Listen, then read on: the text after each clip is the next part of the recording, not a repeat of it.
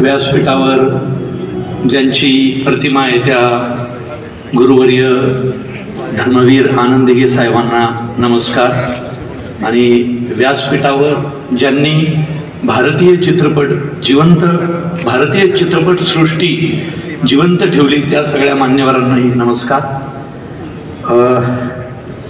चित्रपट बनवणं सोपं आहे, त्याच्याबद्दल बोलणं थोडं अवघड आहे, पण धर्मवीर आनंद दिघे साहेबांवर चित्रपट बनवणं सोपं नव्हतं। कारण दिघे साहेब जे आयुष्य जगले त्यातला रोजचा दिवस हा चित्रपटाचा विषय। दिघे साहेबांबरोबर जगलेली, चाललेली, काम केलेली अनेक माणसं दोन्ही बाजूला आहेत। तर अशा दिघे साहेबांना पडद्यावरती आणताना खूप मोठं दडपण होतं, पण ते दडपण पार पडलं। ते त्यांच्याबरोबर जी माणसं आयुष्य जगली त्यांच्याबरोबर प्रत्यक्ष मुलाखती करताना 168 तासांचं ऑडिओ माझ्याकडं आहे। ते पहिल्या भागासाठी होतं। पहिला भाग इतका यशस्वी झाला, मराठी चित्रपट रसिक प्रेक्षकांनी अक्षरशः चित्रपट डोक्यावर घेतला, record break box office collection झालं आणि चित्रपट महाराष्ट्राच्या घराघरात पोहोचला। त्यानंतर चित्रपटाचा दुसरा भाग करायचं ठरलं। मधल्या काळात जे झालं ते आम्हाला खरंच कलाकार म्हणून माहीत नव्हतं। आम्ही चित्रपट बनवला होता, जे खरंय ते दाखवलं होतं। चित्रपटाचा दुसरा भाग करताना जबाबदारी दुपटीनं वाढली होती, कारण प्रत्येकाला वाटतंय अरे च्या दिघे साहेब तर चित्रपटाच्या शेवटी गेले, पुढं काय, आता चित्रपट कसा असेल। तर दिघे साहेब जाण्याचा प्रसंग फक्त तुम्ही सगळ्यांनी पाहिला, पण दिघे साहेब गेले असं आपल्या कोणालाच म्हणता येणार नाही, कारण दिघे साहेब आजही आपल्यातच आहेत। आणि हे कित्येकदा माननीय मुख्यमंत्री साहेबांच्या तोंडून आम्ही स्वतः ऐकलेले।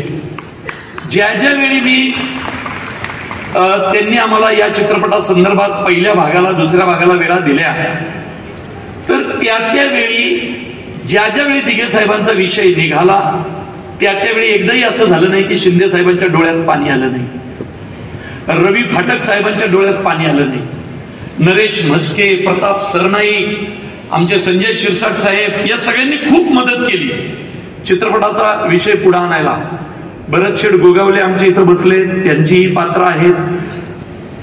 चित्रपट खूप वेगळ्या पद्धतीने उलगडत जाणार आहे। माझी खासियतच आहे, आधीचा माझा मुळशी पॅटर्न असेल, देऊळबंद असेल, सरसेनापती हंबीरराव असेल, प्रत्येक चित्रपट मी नॉन लिनियर पद्धतीने लिहितो। आणि तो ज्यावेळी नॉन लिनियर पद्धतीने लिहिला जातो त्यावेळी प्रेक्षकांची उत्कंठा जास्तीत जास्त पद्धतीने वाढते। पार्ट 2 ला ते आम्ही केलंय। पहिल्या भागात दिघे साहेब गेले, सगळ्यांनीच त्यांचा एक चरित्रपट पाहिला 3 तासाचा, पण 3 तासात मावेल एवढं छोटं आयुष्य दिघे साहेबांचं नव्हतं। अनेक पैलू त्यामाग राहिलेले आहेत। आणि यावेळी तर साहेबांच्या हिंदुत्वाची गोष्ट आहे। साहेब किंवा बाळासाहेब, दिघे साहेब, बाळासाहेब यांच्या आयुष्याच्या जगण्याचा मंत्र होता हिंदुत्व। आणि ते हिंदुत्व कधी कोणापासून लपून राहिलेलं नव्हतं, ते किती प्रखर होतं हे सगळ्यांनीच पाहिलेलं आहे। तर ती गोष्ट यावेळी तुम्हाला या चित्रपटात पाहायला मिळेल। आणि एकदम तुम्ही ट्रेलर पाहिलाय, ट्रेलर असतो। चित्रपट म्हणजे पोराचे पाय पाळण्यात दिसतात, तसे चित्रपटाचे पाय ट्रेलर मध्ये दिसतात। आणि ट्रेलर तुम्ही पाहिलाय, जितका धगधगता ट्रेलर आहे तितकाच धगधगता प्रत्येक मिनिट या चित्रपटामध्ये तुम्हाला पाहायला मिळेल। 1 सेकंद सुद्धा चित्रपट पाहताना उसंत मिळणार नाही। एका क्षणासाठी नजर इकडं तिकडं झाली तरी बरंच काही तुमचं मिस होईल। त्यामुळं पॉपकॉर्न खायची मुभा नसेल इतकं चित्रपट तुम्हाला गुंतून ठेवेल। चित्रपटाचा इंटरव्हल, चित्रपटाचा शेवट खूप काही सांगून जाईल। आणि मला नाही वाटत भाग 2 झाल्यानंतर ही गोष्ट संपेल। कारण कसं आहे, दिघे साहेब खूप वेगळं आयुष्य जगलेले आहेत आणि त्यांचं जगणं दाखवणं, ज्यांनी ज्यांनी दिघे साहेबांवर प्रेम केलं, ज्यांनी ज्यांनी हिंदुत्वावर प्रेम केलं, ते आमच्या सगळ्यांचं कर्तव्य आहे. आज बमन इराणी सर इथे आहेत, मला इतका आनंद होतोय. मी सुद्धा थिएटरचा माणूस आहे, मी 20-22 वर्ष थिएटर केलंय आणि बमन इराणी सरांचं 2001 साली मी ऍक्टिंगचं वर्कशॉप केलं होतं. ही सगळी एवढी मोठी माणसं इथं आहेत, पुनीत गोयंका सर इथं आहेत. आमच्या सगळ्या चित्रपट सृष्टीला म्हणजे गोयंका सरांचा हातभार किंवा त्यांच्या चॅनलचा मराठी माणसाला किती आहे मी शब्दात सांगू शकत नाही सर. आज आमच्या बऱ्याचशा मराठी कलाकारांची, लेखक दिग्दर्शकांची करिअर ही तुमच्या त्या मराठी चॅनलमुळे आहे. त्यामुळे मित्रांनो, तयार राहा. माझे सगळे कलाकार इथं आलेत, मला बरं वाटलं. माझे सर्व चित्रपटांचे निर्माते आमचे कैलास वाणी साहेब पण इथं आले, देऊळबंदचे. माझं अभिजित भोसले आलाय, सरसेनापती हंबीररावचा सौजन्य निकम इथं आलाय. मला खूप आनंद झाला की माझ्या चित्रपटाला तुम्ही माझे सगळे निर्माते इथं आलाय. माझे गुरुवर्य राकेश सारंग सर इथं आलेत, ही खूप आनंदाची गोष्ट आहे. अशोक मामांबरोबर मी मराठी नाटक करायचोय, मनोमिलन. अनेक नाटकांचे दौरे अख्ख्या महाराष्ट्रात केले. सिनेमा काय असतो, नाटक काय असतो, अभिनय काय असतो, आम्ही अशोक मामांबरोबर शिकलो.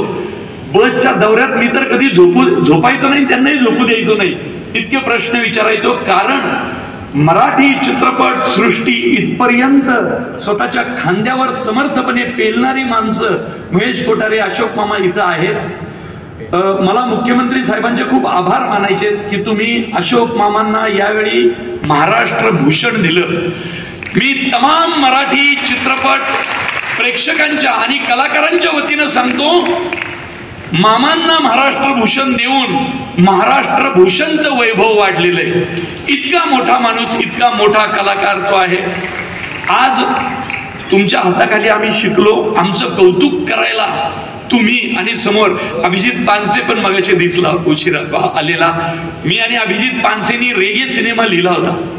नॉन लिनियरचं बाळकडू आम्ही पानसेकडनं शिकलेलो आहे. मला त्यांनी त्याचे डायलॉग लिहायला दिले होते. तर माझ्यावर प्रेम करणारी माझी माणसं इथं आहेत. आणि हा चित्रपट, जसं माझ्या आधीच्या 4ही चित्रपटांनी तुम्हाला निराश नाही केलेलं, हा चित्रपट सुद्धा करणार नाही.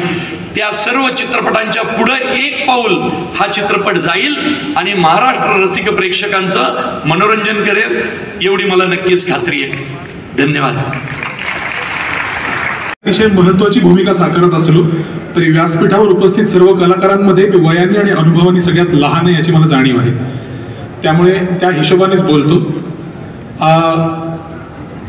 प्रवीण तरडे सर यांच्याबरोबर मी केलेला हा 4था-5वा सिनेमा आहे आणि हे केवळ मला माझं भाग्य वाटतं की मला त्यांच्याबरोबर काम करायची संधी मिळते. याचं कारण आम्ही कायमच हे म्हणतो की प्रवीण तरडे सरांवर सरस्वती प्रसन्न आहे. इतकं सुंदर लिखाण आणि दिग्दर्शन कायम ते करत असतात आणि खरोखर प्रेक्षकाभिमुख कलाकृती कशी करावी यांची त्यांना पुरेपूर जाण आहे.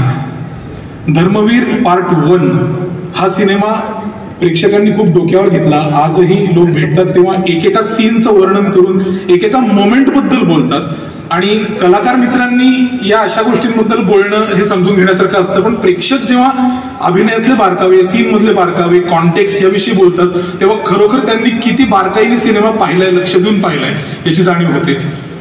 तितकाच किंबहुना त्याहून खूप जास्त भक्कम आणि जोरदार असा धर्मवीर भाग 2 सरांनी केलेला आहे. आणि सर जसं म्हणतात की मोठी आणि महत्वाची कलाकृती ही अशी पटापट होत नाही. त्यामुळे गेले कित्येक महिने आम्ही या सिनेमाच्या प्रक्रियेत आहोत. चित्रीकरण असेल, डबिंग असेल, आता तर हिंदी भाषेतही आहे त्यामुळे हिंदीतही आम्ही डबिंग करतो आहोत. तर मला असं वाटतं की या सिनेमाच्या निमित्ताने चरित्रात्मक सिनेमांमध्ये ती जादू खूप अनुभवायला मिळते की आपण आयुष्यात फोटोज मध्ये पाहिलेली व्यक्ती किंवा समोरासमोर पाहिलेली व्यक्ती हे कुठला तरी नट साकारत असतो आणि आपण इथे जमलेले बहुतांश मंडळी हे कलाकार आहोत. तर आपल्याला हे ठाऊक आहे की कुठलीही व्यक्ती किती कॉस्ट्युम मेकअप करून आपल्या समोर आली तरी सुद्धा तो आपला को ऍक्टर आहे या जाणीवेने आपण ओके असतो. पण प्रसाद ओक जेव्हा पहिल्यांदा माझ्यासमोर पार्ट 1च्या वेळेला धर्मवीर दिघे साहेबांच्या वेशात मेकअप मध्ये आला, तो क्षण मी कधीही विसरू शकणार नाही. आजन्म लक्षात राहतो माझ्या.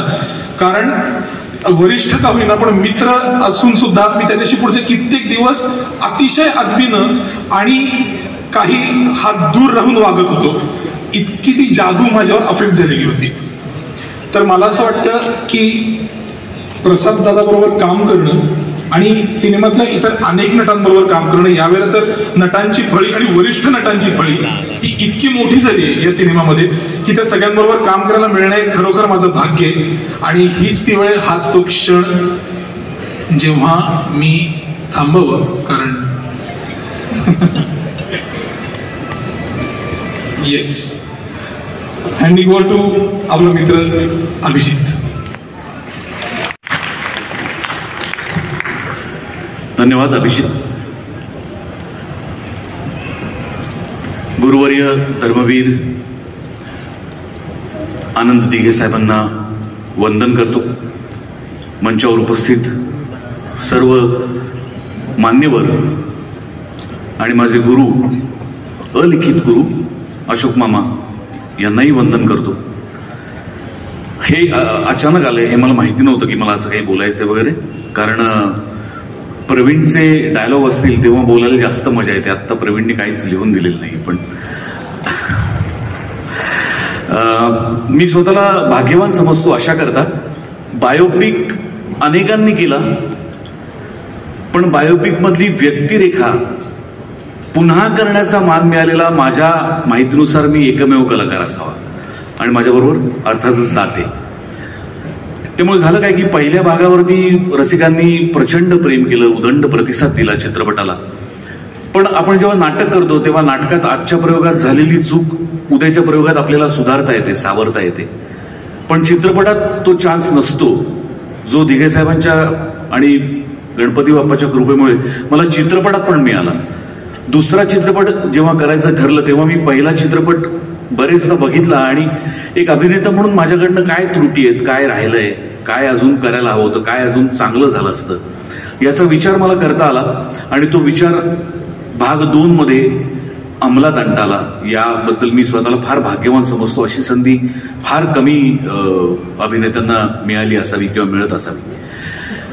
चित्रपटाबद्दल मी बोलणं उचित ठरणार नाही. चित्रपट तुम्ही पाहून त्यानंतर तुम्ही माझ्याशी बोलणं मला जास्त आवडेल. पण आमचे निर्माते मंगेश देसाई, आमचे दिग्दर्शक, लेखक, कथा, पटकथा, संवादकार प्रवीण तरडे यांनी पुन्हा एकदा हे शिवधनुष्य साहेबांच्या पाठिंब्यासह उचललेलं आहे. आणि ते यशस्वी करण्यात त्यांनी केलेलं आहे असं आत्ता मी म्हणू शकतो. चित्रपट अजून आलेला नसला तरी आशा करतो की ट्रेलर तुम्हाला सगळ्यांना आवडलेला आहे. आणि हिंदी ट्रेलर बघायला आपण सगळे उत्सुक आहोत. 9 ऑगस्ट कधी एकदा उजाडतोय आणि कधी या चित्रपटाला मागच्यासारखाच तुडुंब प्रतिसाद मिळतोय याच्या प्रतीक्षेत आम्ही सगळेच आहोत. आणि नाही, मला आत्ता काही सुचत आहे. तुमचा आशीर्वाद पाहिजे बास आणि तुमचं प्रेम पाहिजे. धन्यवाद. जय हिंद, जय महाराष्ट्र. सुपरस्टार लाडके भाई श्री सलमान खान यांचं आगमन झालेलं आहे. एकदा जोरदार टाळ्या सलमान सरांसाठी.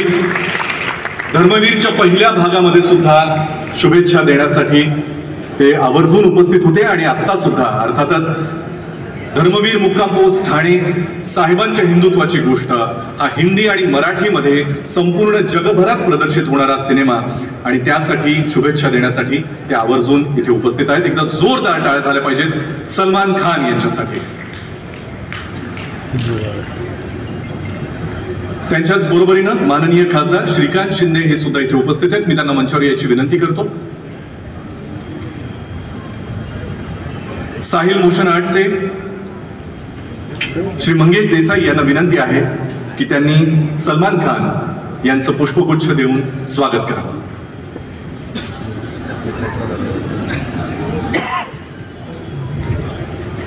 माननीय मुख्यमंत्र्यांना विनंती आहे आपण सलमान सरांचं पुष्पगुच्छ देऊन स्वागत करावं. आणि मंगेश सरांनी विनंती की आपण उपस्थित राहावं.